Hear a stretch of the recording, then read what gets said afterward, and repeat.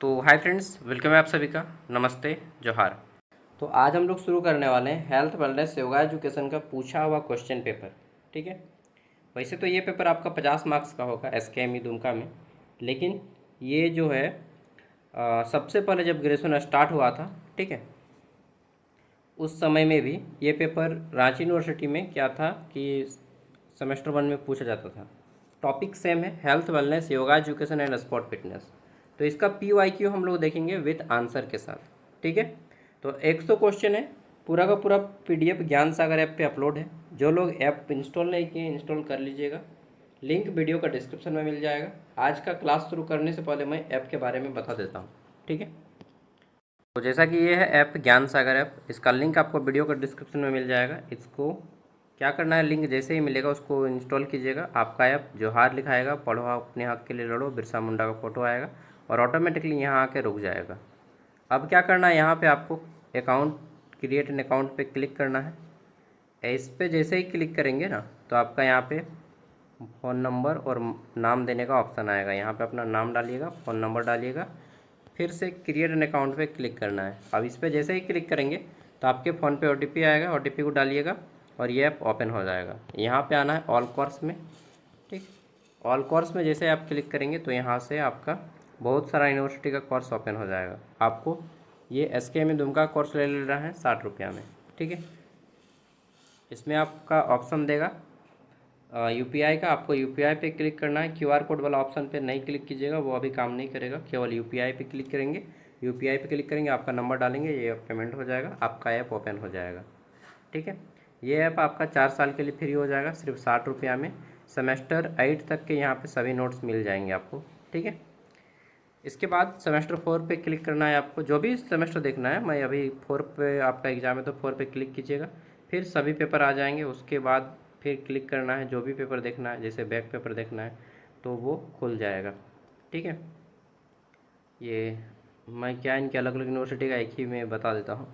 और मान लीजिए आप देख रहे हैं तो व्यू पे क्लिक करेंगे, आपका PDF ओपन हो जाएगा। और इस तीर के निशान पे जैसे ही क्लिक करेंगे तो आपका जो है PDF भी फ़ोन पे डाउनलोड हो जाएगा, इस तीर के निशान पे क्लिक करने पे।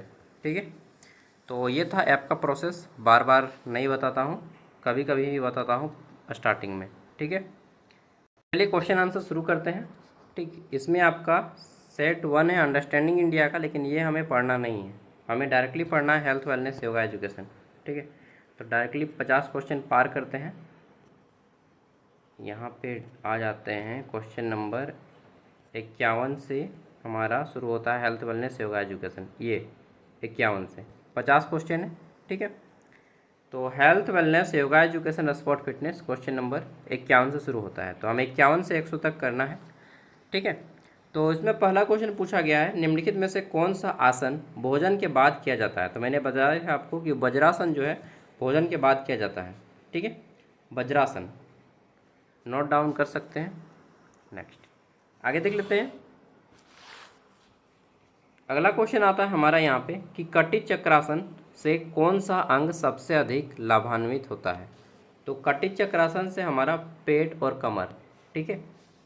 कटी चक्रासन से पेट व कमर, जहाँ पे ऐसा लिखा रहेगा पेट व कमर या फिर मतलब श्वसन और पाचन। ठीक है, इस तरह से जिसमें 2 को ऐड करके लिखा हो, मतलब कहने का अर्थ है कि जो तुक्का लगाने का मैं ट्रिक बता देता हूँ, क्योंकि तुक्का लगाने का ट्रिक सब जान लीजिए। ठीक है।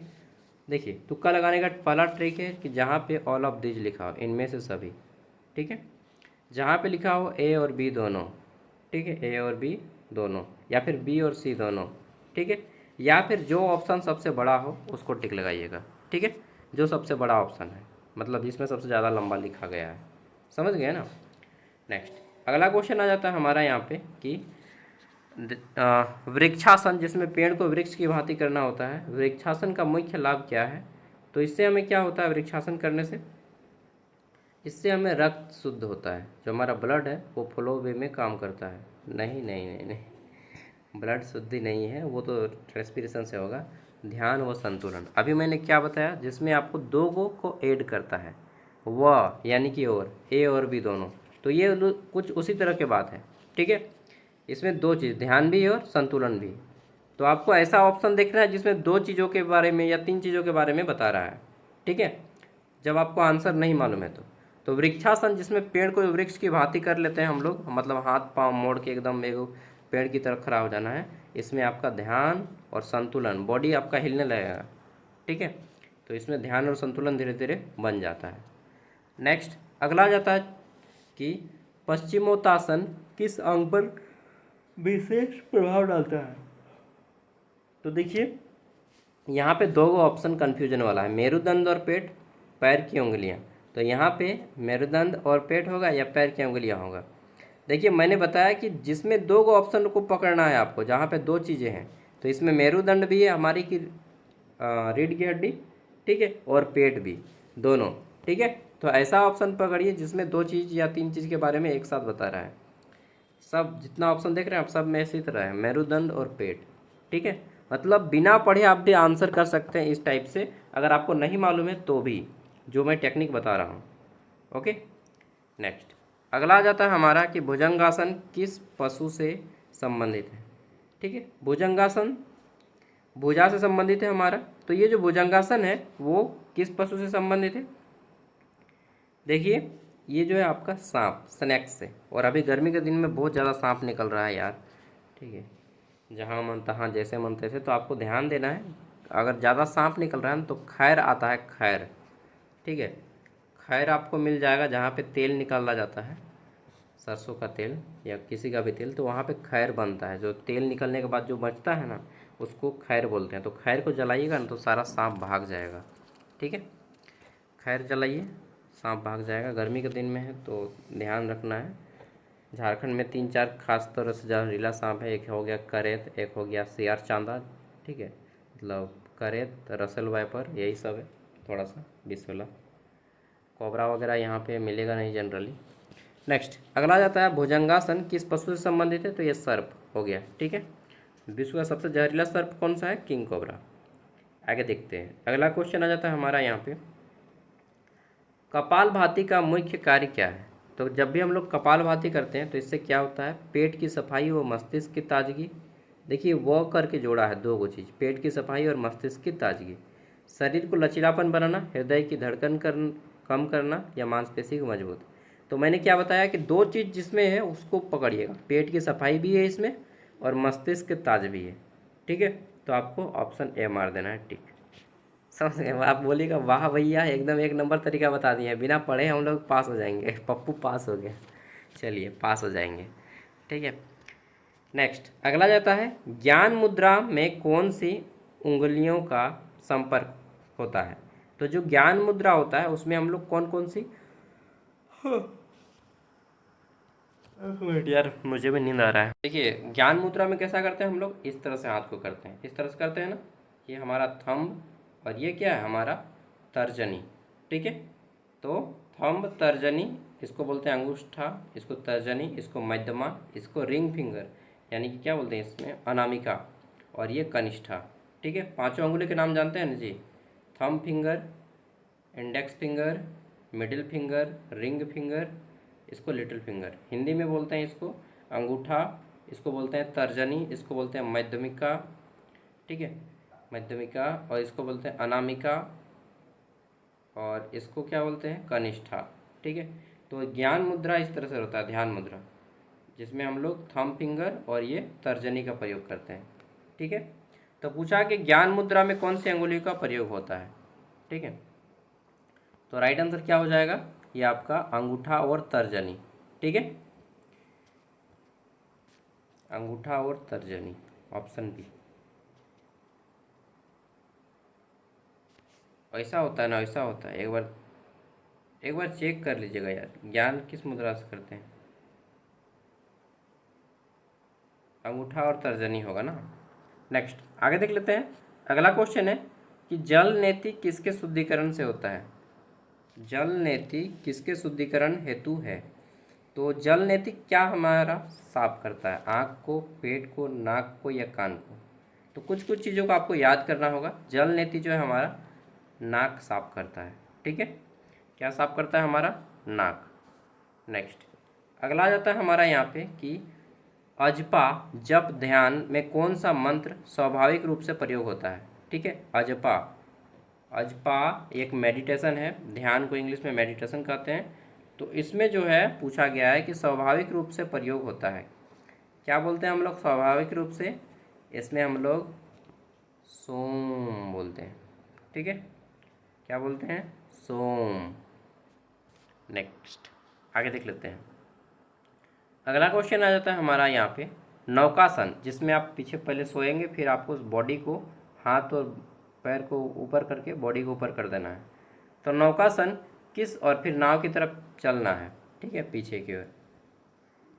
तो नौकासन किस प्रणाली का सबसे अधिक सक्रिय करता है? तो अगर आप नौकासन करते हैं तो इससे क्या एक्टिव हो जाएगा? पाचन शक्ति आपकी जो है एक्टिव हो जाएगी, पाचन क्रिया आपकी जो है मजबूत हो जाएगी नौकासन करने से। ओके, नेक्स्ट, तालाब में अगर आप तैरते भी हैं तो आपका बॉडी पूरा, क्या बोलते हैं उसको, तैरने से आपका ब्लड फ्लो बढ़ता है, ठीक है, पाचन शक्ति बढ़ती है, और भी बहुत सारा फायदा है यार। एक्सरसाइज होता है, मसल्स एक्सरसाइज होता है पूरे बॉडी का। चक्की चालन, जब आप चक्की चलते हैं, ठीक है, चक्की चलाते हैं, तो चक्की चालन आसन किस अंग को विशेष लाभ देता है? तो देखिए मैंने क्या बताया था, वह करके जो यहाँ पे ध्यान रखना है, जिसमें दो चीज़ जोड़ेगा, पेट व कमर। तो हमको लगता है 20 क्वेश्चन तो ऐसे ही बन जाएगा ना, पेट व कमर। तो आप लोग कल जिनका जिनका एग्ज़ाम है सबको अपना अपना क्वेश्चन पेपर, सब जितना भी पेपर का एग्ज़ाम हुआ है सब पेपर का क्वेश्चन पेपर सेंड कर दीजिएगा इस नंबर पे, और इसी नंबर पे आपको व्हाट्सएप करना, जो लोग फ़ोनपे वगैरह नहीं चलाते हैं और ऐप का पास चाहिए उनको, ठीक है। 89 86 60 75 41, ठीक है, इस नंबर पे आपको फ़ोनपे कर देना है, और कल आने के बाद क्वेश्चन पेपर हमको सेंड कर दीजिएगा। क्वेश्चन ऑब्जेक्टिव ही आएगा या सब्जेक्टिव आएगा भैया, कहा नहीं जा सकता, लेकिन मैक्सिमम संभावना है कि ऑब्जेक्टिव आएगा। हालांकि सब्जेक्टिव का भी मैंने एक क्लास लिया हुआ है, ठीक है, तो उसको देख लीजिएगा, क्या पता सब्जेक्टिव आ जाए, लेकिन ज़्यादा संभावना है ऑब्जेक्टिव आने का, ठीक है। 50 मार्क्स का एग्ज़ाम होगा, 20 नंबर लाना होगा क्वालिफाई के लिए। देखिए बिल्कुल लोड लेके नहीं पढ़ना है, आराम से पढ़िए, याद होगा तो ठीक, नहीं याद होगा तो कोई बात नहीं, ठीक है। भूलेंगे तो नहीं ना यार, एगो क्वेश्चन तो याद होगा ना, कम से कम 50 को पढ़ेंगे तो 5 को तो जरूरी याद होगा, और नहीं तो ट्रिक सब मेरा याद रह जाएगा कि इसमें बोले थे भैया कि वो, ठीक है। त्रिकोणासन किसको सुधारने में सहायक है? ठीक है, तो ये जो त्रिकोणासन है इससे क्या फ्लेक्सिबल होता है हमारा? पाचन शक्ति, आँखें या श्वसन, सॉरी स्मरण। त्रिकोणासन जिसमें हम लोग अपने बॉडी को त्रिकोण बनाते हैं, ठीक है, शरीर त्रिभुज की तरह। तो इसका एक्चुअल राइट आंसर हो जाएगा, हमारा पैर होता है बहुत ज़्यादा मजबूत, ठीक है, और पाचन शक्ति बढ़ जाती है, तो पाचन इसका राइट आंसर हो जाएगा। ओके, नेक्स्ट अगला जाता है, अगला क्वेश्चन पूछा गया है कि चक्रासन, ठीक है, बॉडी को चक्र की तरह, चक्रासन करने से किसका लचीलापन बढ़ता है? तो देखिए वह ध्यान देना है, तो कंधा और पीठ दोनों है इसमें, तो ऑप्शन ए इसका राइट आंसर हो जाएगा, कंधा और पीठ। ओके, नेक्स्ट आगे बढ़ते हैं। अगला क्वेश्चन आ जाता है हमारा यहाँ पे, सूर्य नमस्कार का सबसे उपयुक्त समय कब माना गया है? तो अगर आप सूर्य नमस्कार करते हैं तो सबसे अच्छा समय है सूर्योदय के समय, सुबह, ठीक है, सूर्योदय, सुबह सूर्योदय के समय, ऑप्शन ए इसका राइट आंसर हो जाएगा, ठीक है। चलिए आगे बढ़ जाते हैं। सूर्योदय में 12 स्टेप होते हैं, देखिए सूर्योदय में पूछ ले कि कितने स्टेप्स होते हैं, तो 12 स्टेप्स होते हैं। सूर्य नमस्कार, सॉरी सूर्य नमस्कार में 12 स्टेप्स होते हैं, मैं सूर्योदय बोल रहा हूँ। एक मिनट यार, खाना चढ़ाया हूँ, खाना को देख लेता हूँ बन रहा है क्या। खाना बनाने का टाइम नहीं, इसलिए माड़ भात बना ले रहा हूँ, क्या करूँ, कल एग्ज़ाम है मेरा भी, ठीक है, बीएड का। और बाहर में देखिए एक चीज़ मैं बोलूँ, बाहर में रह के ना पढ़ना बहुत मुश्किल है, घर में रह कर ही पढ़ो यार जहाँ तक संभव है। बाहर में रह के पढ़िएगा, रूम रेंट लगेगा, ठीक, मान लीजिए 3,000 रुपया रूम रेंट लिखेगा, कम से कम 3,000, ठीक, खाना पीना में 2,000 रुपया, 5,000 रुपया आपका पड़ गया। इसके अलावा खाना भी आपको खुद से बनाना है, उसमें भी टाइम जाएगा, ठीक। बात करने के लिए अच्छा रूममेट मिला तो ठीक, नहीं तो उसमें भी प्रॉब्लम है, नहीं तो अकेले रहिए। तो कुल मिला के मैं कहूँगा कि बाहर का पढ़ाई अवॉइड कीजिए। मैं रांची में रहता हूँ, लेकिन मुझे लग रहा है कि मतलब ना सही नहीं है, इससे अच्छा तो घर का लाइफ बहुत अच्छा है यार। कम से कम खाना अच्छा बना हुआ मिल जा रहा है, बाकी टाइम आप अपना अच्छा से पढ़िए, तो टाइम भी नहीं बचेगा और खाना भी अच्छा से नहीं खा पाएंगे और पढ़ाई लिखाई भी अच्छा से नहीं हो पा रहा है। ठीक है, तो घर का लाइफ ही सबसे बेस्ट लाइफ है। तो अगर आप में से कोई सोच रहे हैं कि ग्रेजुएशन के बाद हम जाएंगे बाहर पढ़ने के लिए, तो मत जाइए, घर पे ही रह के पढ़िए।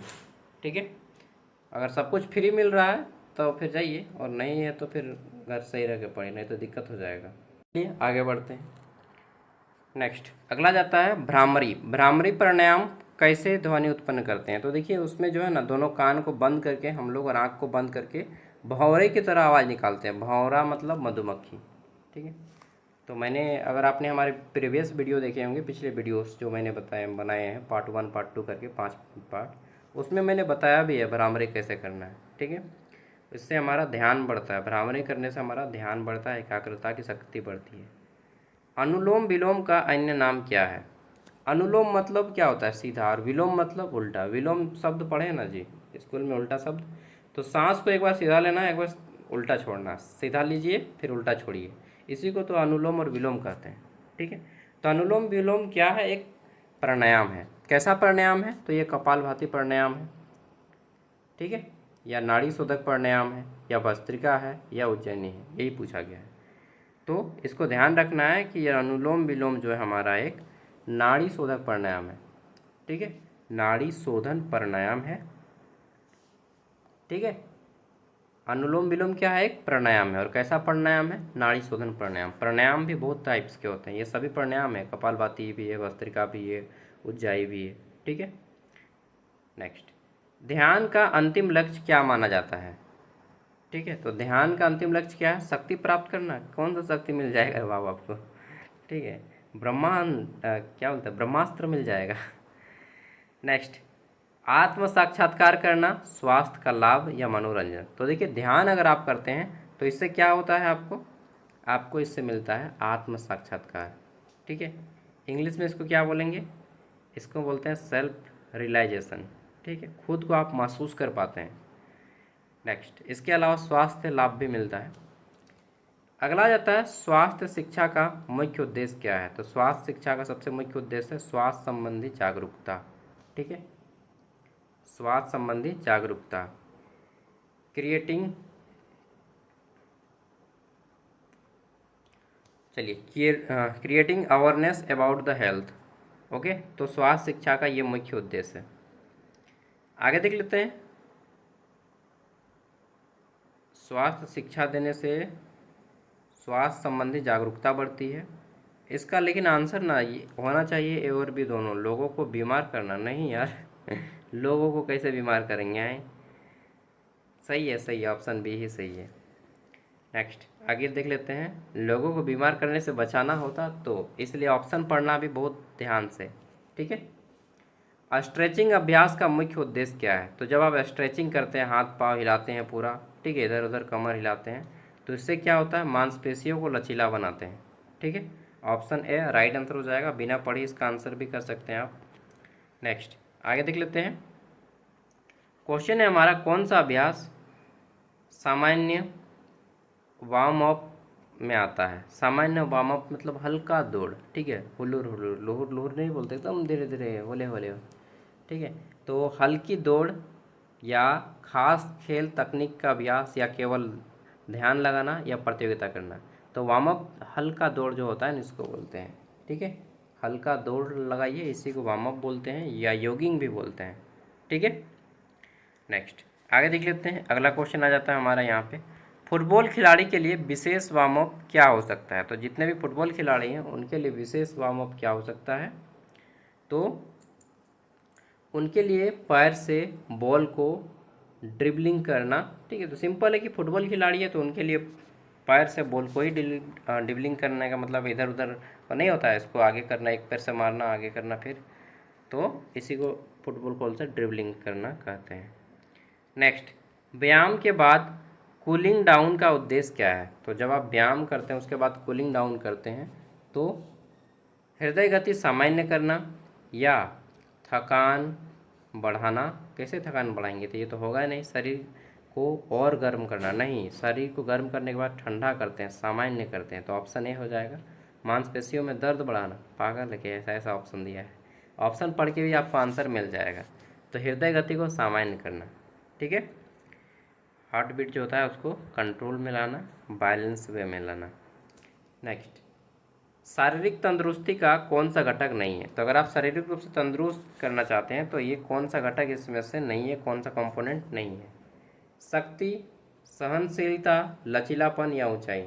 तो शारीरिक तंदुरुस्ती है आप में, इसके लिए आपके पास क्या नहीं होगा तब भी चलेगा। तो देखिए शक्ति तो होनी चाहिए भाई तंदुरुस्ती के लिए, सहनशीलता भी आप में होनी चाहिए, लचीलापन भी हो। लेकिन ये जो हाइट है ना, ये हाइट मायने नहीं रखता है शारीरिक तंदुरुस्ती में, ठीक है। कोई 6 फीट लंबा है तंदुरुस्त नहीं, तो उसमें हम क्या ही बोलेंगे। तो शारीरिक तंदुरुस्ती में ऊंचाई मायने नहीं रखता, जबकि ये तीनों मायने रखती हैं। ओके, नेक्स्ट 74 नंबर क्वेश्चन है, वेलनेस का मुख्य घटक क्या है।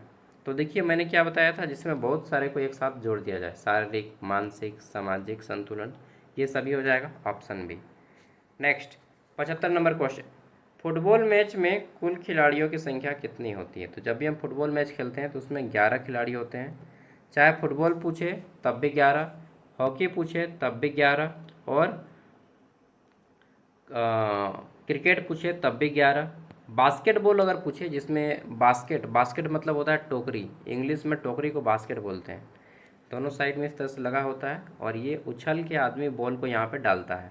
नहीं देखें फिल्मों में, इस तरह से उछल के आदमी बॉल को यहाँ पे डालता है, ठीक है। तो इसी को बास्केटबॉल कहते हैं, ठीक है। बास्केटबॉल में 5 प्लेयर होते हैं, ठीक। कबड्डी में कितना बोलिएगा, तो कबड्डी में 6 का होता है ना, दोनों साइड में 6 6 प्लेयर होते हैं। रग्बी फुटबॉल में 15 प्लेयर होते हैं। बैडमिंटन में 1 या 2 प्लेयर होते हैं। चलिए इतना काफ़ी है ना। नेक्स्ट अगला पूछा गया है कि वॉलीबॉल नेट जो होता है उसकी ऊंचाई कितनी होती है। वॉलीबॉल नेट की ऊंचाई पुरुषों के लिए कितनी होती है। तो अच्छा, पुरुष के लिए अलग रहता है और गर्ल्स के लिए भी अलग रहता है, ठीक है। तो 2.43 मीटर रहता है, ठीक है।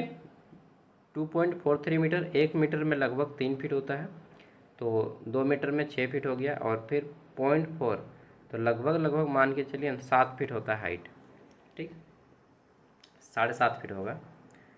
तो 2.43 याद कर लीजिएगा, 243, ठीक है, 2.43। नेक्स्ट बास्केटबॉल में फ्री थ्रो कितने अंक मिलते हैं। तो अगर आप फ्री थ्रो करते हैं, पहले तो मैं बास्केटबॉल खेला नहीं हूँ, आप शायद आप भी नहीं खेलेंगे, क्योंकि ये जनरली आपका बड़े बड़े कोर्ट में रहता है, कॉलेज वगैरह में रहता है, और उसमें भी खेल बहुत कम होता है, ठीक है। हमारे यहाँ भी बास्केटबॉल कोर्ट है, लेकिन खेलता कोई नहीं है, बॉल भी नहीं है। तो बास्केटबॉल में जो थ्रो में अंक मिलते हैं, ठीक है, फ्री थ्रो, इसमें कितने अंक मिलते हैं, इसमें अंक मिलते हैं हमें 1 मार्क्स, ठीक है, 1 नंबर। अगला जाता है बैडमिंटन में एक गेम में कितने अंक होते हैं। तो देखिए हम लोग रखते हैं कि इतना बार गिरेगा तो ये बैडमिंटन जीत गया, ठीक है। तो बैडमिंटन में एक अंक में 21 अंक होते हैं, 21, कितने, 21। बैडमिंटन खिलाड़ी कौन है, पीवी सिंधु, ठीक है, बैडमिंटन प्लेयर। फुटबॉल खिलाड़ी कौन है, तो फुटबॉल खिलाड़ी भारत के सुनील छेत्री, और विश्व के पूरा फेमस है, जिनका फॉलोवर भी सबसे ज़्यादा है, रोनाल्डो, ठीक है। क्रिकेट प्लेयर का तो नाम बोलना नहीं होगा, माही, हमारे फेवरेट झारखंड के। मैं साउथ गया था ना, हैदराबाद भी गया था वहाँ पर भी, और चेन्नई गया था वहाँ पर भी। मैंने देखा कि धोनी का गजब फैन है यार, एकदम साउथ में पूरा साउथ फैन है धोनी का, ठीक है। थाला थाला बोलते हैं उधर धोनी को, ठीक है। CSK का वो है ना, चेन्नई सुपर किंग, CSK, मतलब अगर आप IPL देखते हैं, मैं तो नहीं देखता हूँ लेकिन थोड़ा बहुत जानकारी रखता हूँ। चेन्नई सुपर किंग उनके मेंबर हैं, ठीक है, हेड मेंबर की तरह बोल सकते हैं। टेबल टेनिस गेम पर खेला जाता है, टेबल टेनिस गेम पर, 1 मिनट, टेबल टेनिस गेम पर खेला जाता है, कितने अंक का होता है ये टेबल टेनिस, जिसमें एगो देखिए एगो टेबल रहता है, ठीक, बैडमिंटन जैसा दोनों के हाथ में रहता है, इसमें इधर भी और इधर भी, और एक बॉल होता है, इस बॉल को इधर भी मारता है इधर भी मारता है, ठीक है, इसी को बोल रहे हैं टेबल टेनिस। तो टेबल टेनिस में भी 2 प्लेयर होते हैं। टेबल टेनिस में जो हमारा अंक मिलता है, 1 मिनट जा रहे हैं, हाँ, तो इसको बता दे रहे हैं। इसमें आपका राइट आंसर हो जाएगा 11 अंक। ठीक है, टेबल टेनिस में 11 अंक मिलते हैं। जा रहे हैं नेक्स्ट, आगे बढ़ते हैं। तो टेबल टेनिस में कितने अंक होते हैं? 11। मतलब 11 बार अगर आप हार जाइएगा, 11 बार अगर आपका मिस हो गया बॉल, ठीक है, तो आपको हार मान लिया जाएगा। ठीक है, अगला क्वेश्चन आ जाता है हमारे यहाँ की, हॉकी टीम में कितने खिलाड़ी होते हैं? तो मैंने क्या बताया, क्रिकेट, हॉकी, क्रिकेट और फुटबॉल, ये तीनों में जो है खिलाड़ियों की संख्या 11 होती है। ठीक है, ऑप्शन सी हो जाएगा 11। चलिए आगे बढ़ जाते हैं। और भारत का राष्ट्रीय खेल भी हॉकी है। ठीक है, हॉकी गेंद का वजन कितना होता है ये जान लीजिए। तो हॉकी का जो गेंद होता है इसका वजन कितना होता है बताइए।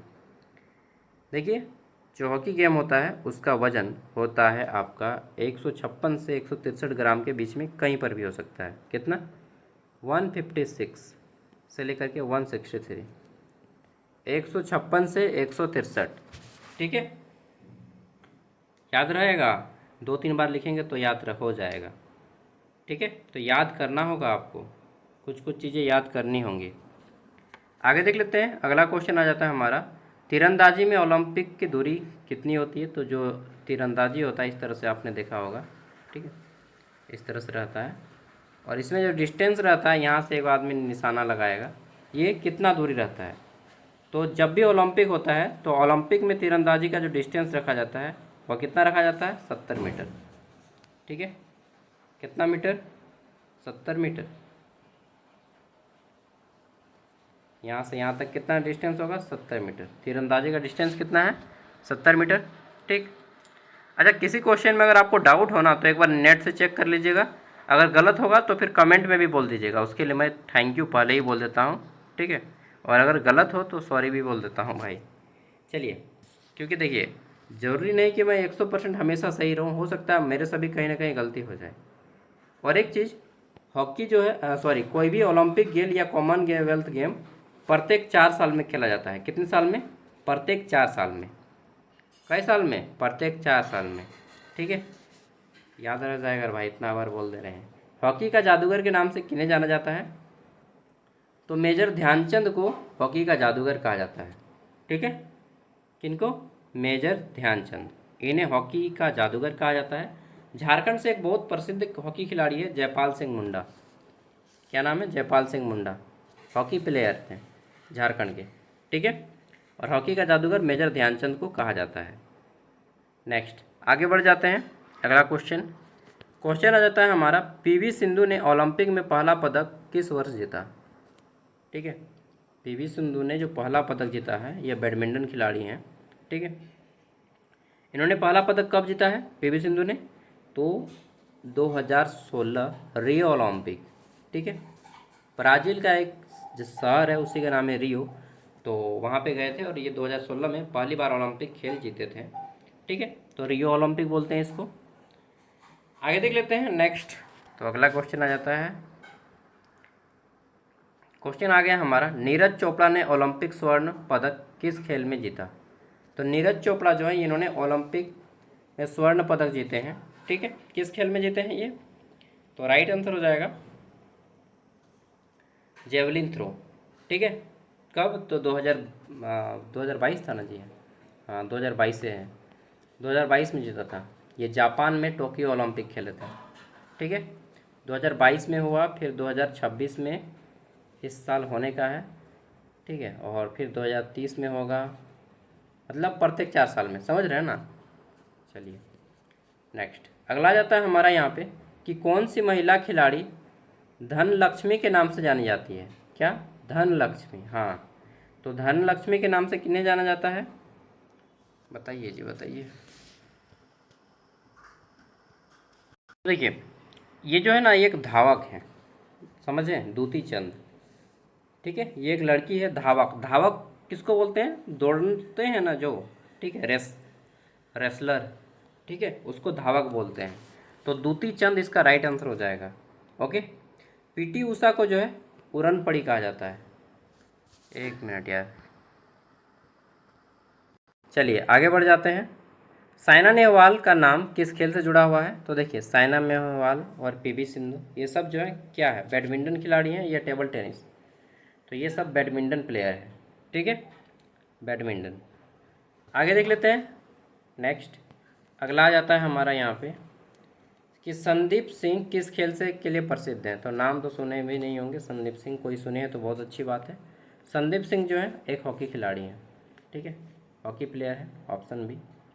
नेक्स्ट आगे देखते हैं। अगला क्वेश्चन आ जाता है हमारा यहाँ पे, लिएंडर पेस किस खेल से जुड़े हुए हैं। तो एक व्यक्ति का नाम है लिएंडर पेस, ठीक है।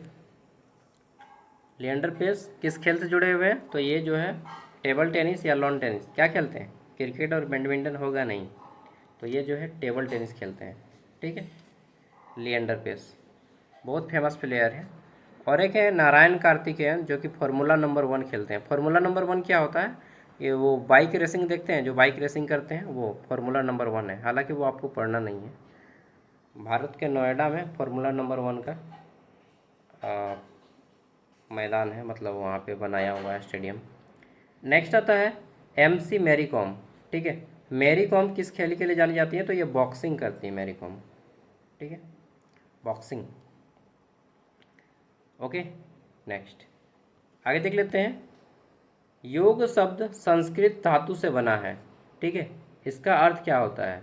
तो योग मतलब होता है जोड़ना, ठीक है। यूज यूज धातु से बना है संस्कृत के, जिसका अर्थ है जोड़ना। ओके, आगे बढ़ जाता है। नेक्स्ट क्वेश्चन, अगला क्वेश्चन है क्वेश्चन नंबर 92 कि योग का मुख्य महत्व क्या है। तो योग जो करते हैं लंबा सा होता है, आध्यात्मिक, मानसिक, शारीरिक, तीनों महत्व इसका होता है।